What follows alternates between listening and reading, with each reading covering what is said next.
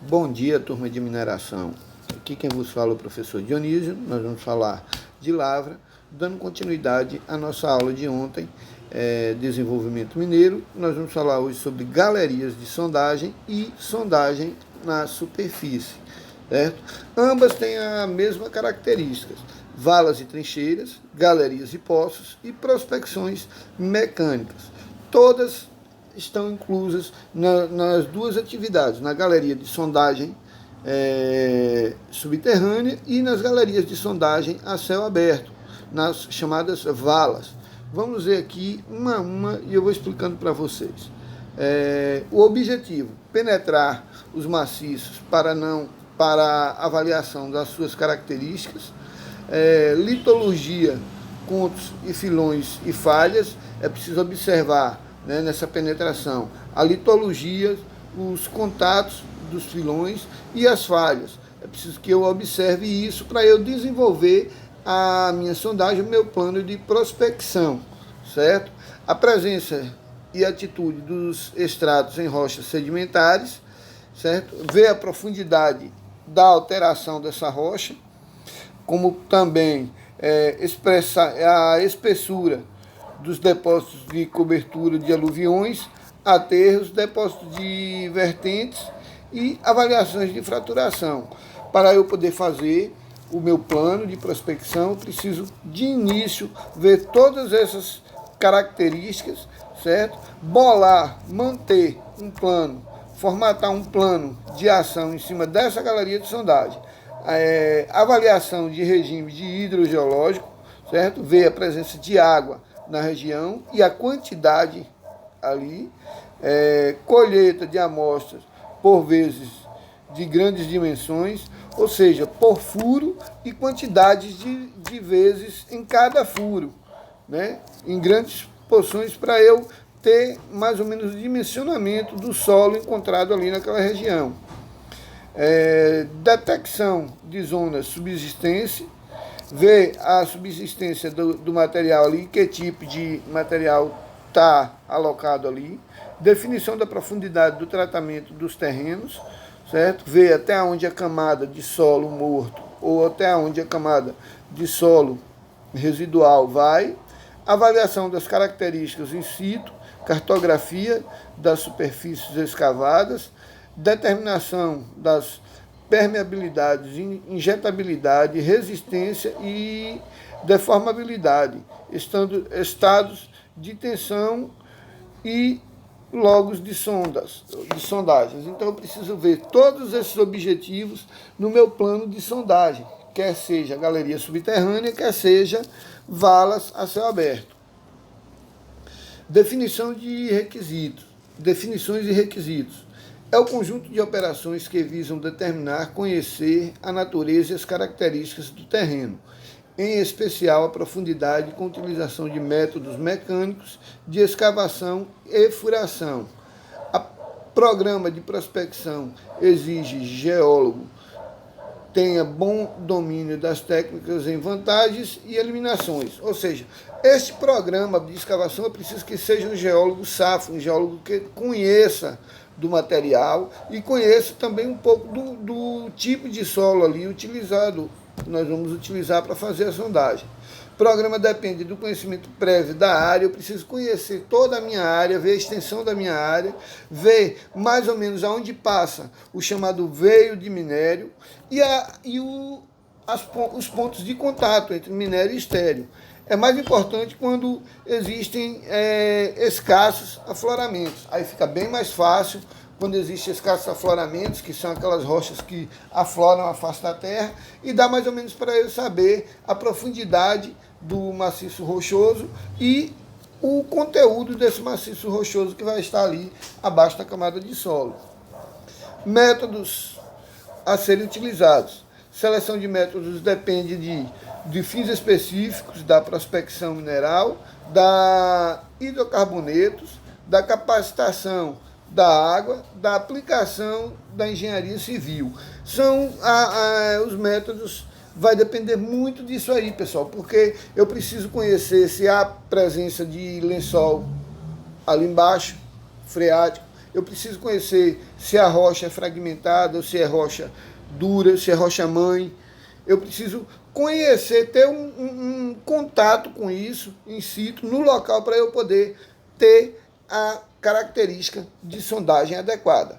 Em prospecção geotécnica, depende também da dimensão de obras, as suas características, exemplo, diâmetros de extensão de um túnel, tipo de dimensão de uma barragem. Aí a sondagem ela pode ser para túnel subterrâneo ou para uma barragem, que a barragem pode ser superfície e pode ser uma barragem subterrânea também. E eu preciso sondar para saber se o material existente ali naquele local suporta esse tipo de atividade, esse tipo de acamamento de barragem ou subterrânea ou na superfície. Características do maciço e estudar complexidades, heterogeneidade do solo e das rochas. Esses são os métodos para que eu possa fazer uma sondagem. Eu preciso dessas características aí, senão eu não vou conseguir ter um resultado de sondagem. Plano de prospecção. O plano deve incluir, no plano de prospecção, que nós veremos o plano de prospecção na aula 4, a definição dos trabalhos de realização do tipo e número, de local, onde vai ser alocado a prospecção, localização dos trabalhos em planta e sua profundidade, ou seja, onde eu vou instalar a minha planta de beneficiamento e a profundidade desse material que vai ser retirado da mina, se minha planta de beneficiamento vai atender, vai estar em risco, vai estar segura, a indicação de colheitas, amostras do tipo de amostras, quantidade, localização, profundidade, e as definições de ensaios in situ, definições dos ensaios no local a ser realizado. Nota: o plano não deve ser rígido, mas adaptar-se às situações que vão seguindo durante o estudo. Ou seja, o plano ele tem que ser maleável, porque eu vou encontrar determinadas situações na rocha, ou no solo, ou no ambiente onde eu vou estar sondando, que vai exigir que eu tenha uma flexibilidade para que eu possa mudar esse projeto, para que eu possa examinar esse projeto de uma forma melhor a ser executada, com menos custo, menos prejuízo para a empresa em termos de material de perfuração e trazer o resultado o mais rápido possível para a empresa. Plano de prospecção. O plano de prospecção deve ser científico, baseado em recolhas de dados factuais suficientes para formular hipóteses sobre características do local. Não é, pessoal, simplesmente eu achar que aqui vai dar minério ou ter uma informação de 1900 de antigamente de uma pessoa que disse fulano que beltrano, que ciclano achou ouro aqui na região. Eu tenho que fazer o plano de prospecção e tenho que estudar, fazer a sondagem, estudar o material, a liturgia do material em loco, para eu saber se realmente é viável uma mina aqui ou não. Deve-se responder os objetivos específicos. A maior parte dos custos não previstos em uma obra de engenharia refere-se à geotécnica. Exemplo: em estudos feitos em Trio, nos Estados Unidos, em 1983, em 10 autoestradas do Reino Unido, levou à conclusão que os custos reais excediam, em média, 35% do previsto. Metade era devida a plano de prospecção não adequado e interpretação errada dos resultados da prospecção. Então, é por isso que eu falo que tanto o planejamento de mina, quanto a geologia, topografia e o supervisor que vai executar tem que estar em constante alinhamento, tem que ter reuniões, tem que estar em constante alinhamento para que se faça essa prospecção e que não tenha esse prejuízo. Não se saia do projeto ali nem para a esquerda, nem para a direita, mantenha-se uma linha reta e entre no que a empresa determina, no que a empresa pede, no que o plano de prospecção vai pedir. Por isso que é necessário o assentamento, o conjunto dessas peças que são fundamentais, que é a engenharia, que é o planejamento de mina, que é a topografia, que são os topógrafos, que é a geologia, que um geólogo safo que conheça do material e da região, e o executante da obra, que vai ser o supervisor da mina. Planos de prospecção.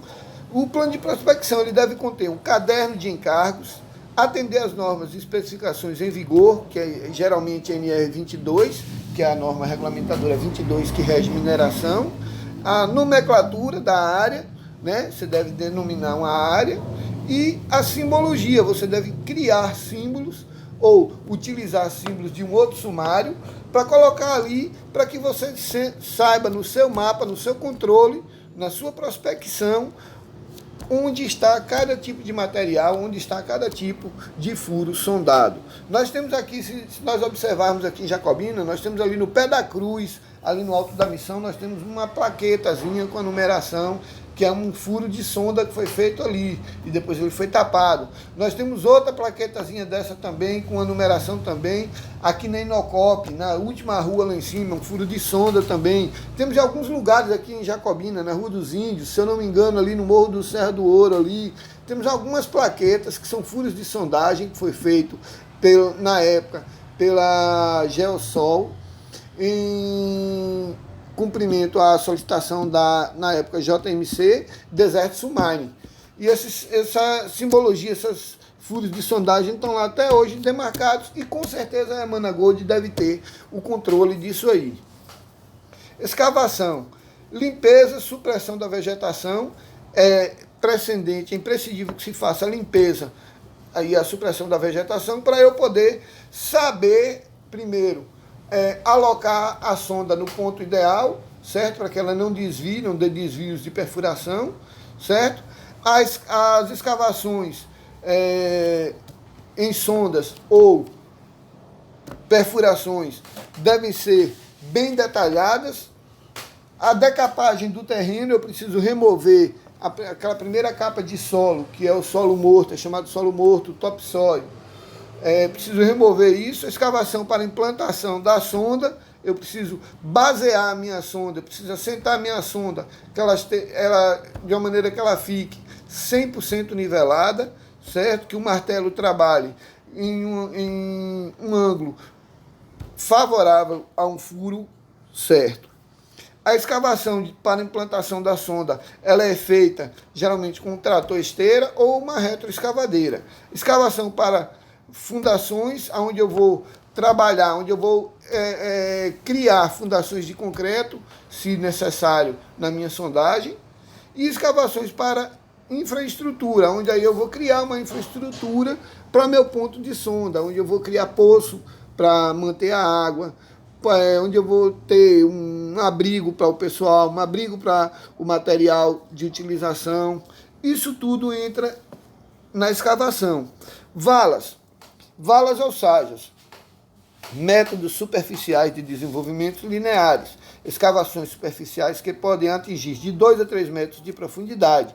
É diferente da perfuração de sonda. Aí uma sonda por vala, aí uma sondagem por vala. Eu abro valas, valetamentos no terreno, de 2 a 3 metros de profundidade, e vou ter em loco a amostra e visualizar esse material. É diferente da sondagem subterrânea feita com uma sonda de perfuração, que aí eu vou recolher testemunhos e mandar para análise. Aqui eu vou ter um material que vai para análise também, mas automaticamente o geólogo, o topógrafo, o coordenador, o engenheiro vai estar ali vendo esse material. Toda vez que ele acessar ali, ele já vai ver esse material. Utilizado em solos e rochas brandas, permite a observação local das formações de limpeza, da cobertura, vegetação, solo superficial e o perigo de desmoronamento. Há um perigo imenso de desmoronamento nessas escavações, por isso que é preciso fazer escoramento, onde nós vamos ver mais aqui à frente um pouquinho. Escavação feita com abre-valas, métodos manuais, bulldozer, ripper ou explosivos. O mais utilizado é a escavadeira e bulldozer, né? Ou o ripper, que são implementos do trator esteira. Barragens em túneis, estradas e pedreiras são os locais onde se mais utilizam esse tipo de vala. Olha algumas figuras ilustrativas aqui. Um valetamento de aproximadamente 3 metros de profundidade aí, 2 a 3 metros de profundidade com 5 ou 6 metros de comprimento. E aí essa amostra, esse material é retirado para análise laboratorial. Vemos aqui outro valetamento aqui mais estreito, certo? De 20 a 30 centímetros, 50 centímetros no máximo. Também retirado, também ele é feito com uma profundidade menor e também retirado material para avaliação. Valetamento com escavadeira hidráulica, que aí o projeto ou o executante que vai definir a profundidade, e um valetamento aqui longo, feito para análise também, e pode olhar que durante todo o decorrer desse valetamento há um sistema de escoramento, um sistema de bloqueio de queda de material, para que as pessoas possam circular dentro desse valetamento e observar o material existente ali. Valas, abertura de valas. As valetadoras Weimer são desenhadas para abrir valas eficientemente em vários tipos de terreno, incluindo solos, normal, argilas, cistos, calcários e até rochas duras. Estes equipamentos são especificamente concebidos para simultaneamente cortarem, escavarem e gerirem o material de escavação, ou seja, o Weimer, ele faz o valetamento, ele mesmo descarta o material na lateral, já de uma forma que depois, se você precisar retirar esse material, está mais fácil de retirar, ou se precisar entupir essa vala, está mais fácil de entupir. Ele deixa em média de 60 a 70 centímetros até 2 metros de distância da vala. Vai demandar aí o braço do Weimer e o projeto que vai pedir a alocação desse material. Escavação em valas e trincheiras, utilização de ripper. A utilização de ripper é muito feita em valas e trincheiras para cortar primeiro o material, amolecer a camada de solo e fragmentar rochas mais brandas, e depois vem com um equipamento de menor capacidade de carga e puxa esse material fazendo o valetamento, mas se inicia sempre com o ripper, certo? Ou o bulldozer. Ambos são utilizados para valetamento, primeiro quebrar o material, fragmentar a rocha, a primeira camada de rocha, e depois vir com escavadeira ou com o Weimer e abrir o valetamento. Escavação em valas e trincheiras, carta de rippabilidade. Esse é um projeto de rippabilidade, onde eu vou trabalhar com ripper. Cada linha dessa aqui, ela está me dizendo aqui que é para eu passar o ripper aqui, fragmentando o solo. Vocês viram onde está esse pontozinho, esse tracejado? Aí já é a rocha mais branda, mais dura, certo? Aonde está o pontilhado aí, é a rocha mais macia, uma rocha mais suave, mais fácil de cortar. Então, eu preciso, para eu fazer a vala, o valetamento via ripper, eu preciso de um mapa desse, de uma carta dessa, uma carta rippabilidade, para eu poder executar a atividade. Escavação em valas e trincheiras. Devem ser enleiradas todos os taludes de valas e trincheiras, cuja profundidade ultrapassa 1,80 m.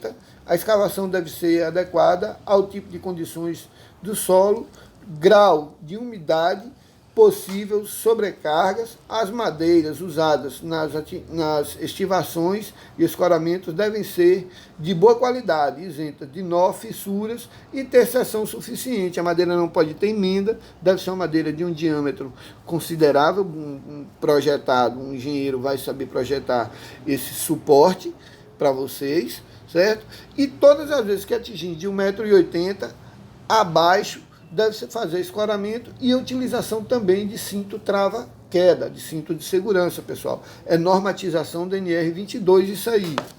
As estivas devem ser reforçadas em todos os locais expostos a vibrações de tráfego e onde exista risco de desmoronamento, derrube de estruturas ou de vegetação de grandes portes. Não deve ser deixados vazios entre as tábuas de estivação e o terreno. As tábuas devem ser bem apertadas por cunhas contra os prumos e as cintas. E o espaçamento entre as cintas deve ser adequado ao tipo de condições do solo. Aí o engenheiro ou o técnico de edificação que for fazer isso aí, ele vai saber calcular a dimensão de cada espaçamento desse aí.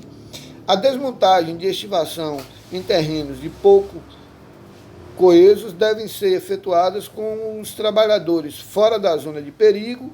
As peças devem ser atadas em cordas ou cintas e puxadas de fora da zona que vai ficar desprotegido, ou seja, para que não haja o risco de queda de material, projeção de material em cima de colaboradores. Então, todas as vezes que for fazer a remoção desse material que foi utilizado, tanto de escoramento, quanto do ripper, quanto de hastes de sonda, as pessoas devem estar fora do alcance desse equipamento, desse material. As escavações efetuadas em locais com infraestrutura podem ser executadas com meios mecânicos até 1 metro das condutas, com martelos pneumáticos até 50 centímetros de conduta, e a partir desta distância devem ser executadas com ferramentas manuais.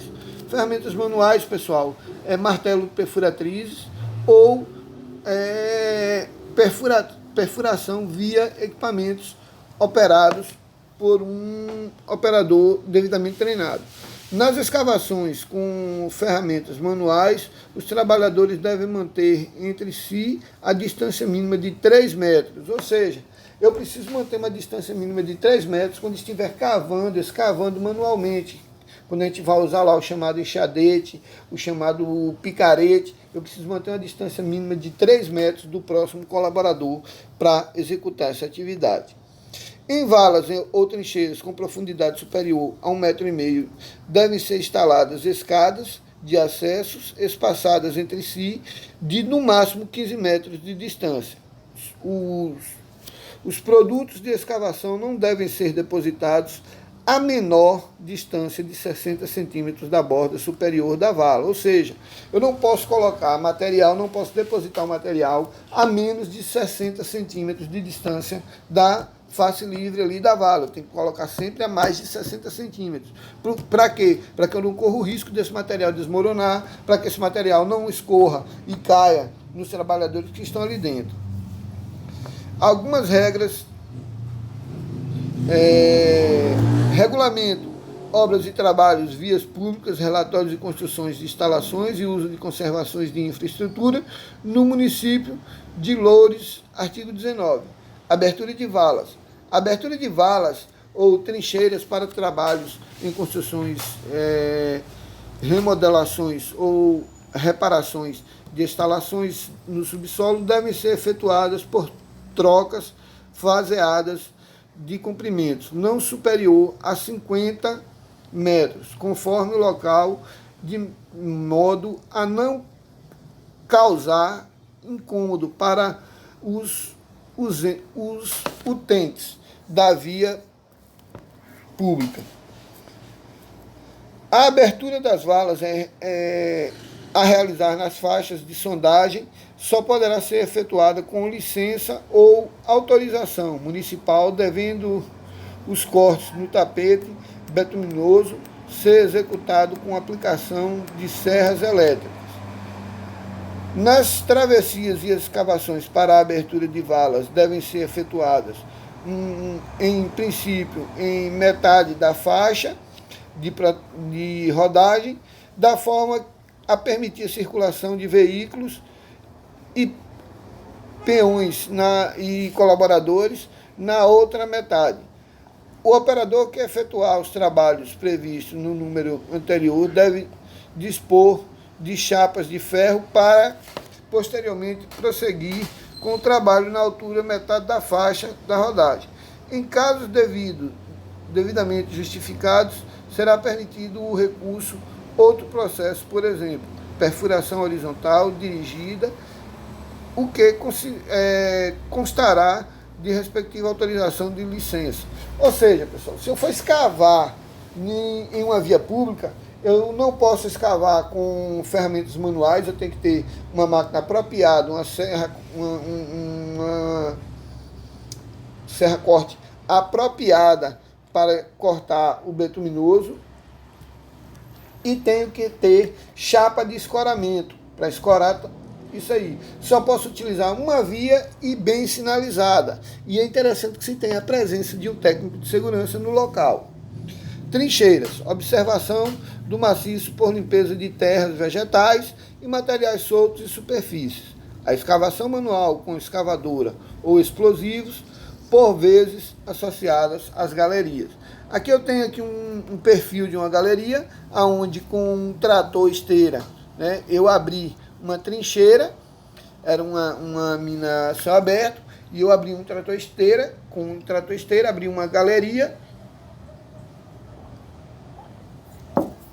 de escoamento de água, para que fosse feita uma drenagem de um determinado local. Então, pessoal, é isso aí.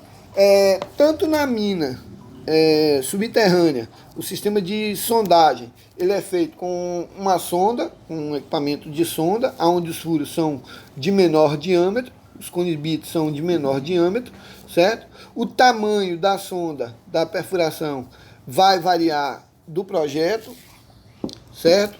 E é retirado via essa haste de sondagem, ela tem um compartimento oco, onde ela traz o testemunho para fora, para que eu possa levar esse testemunho para a geologia, para o galpão de geologia, e fazer os testes de cisalhamento, verificar a quantidade de minério, verificar a dureza da rocha, verificar o tipo de material encontrado ali. Eu faço toda uma análise disso aí. Eu mostrei para vocês em sala de aula um testemunho de um quartzo, onde por ele dava para a gente estudar ali o tipo rochoso, a formação rochosa.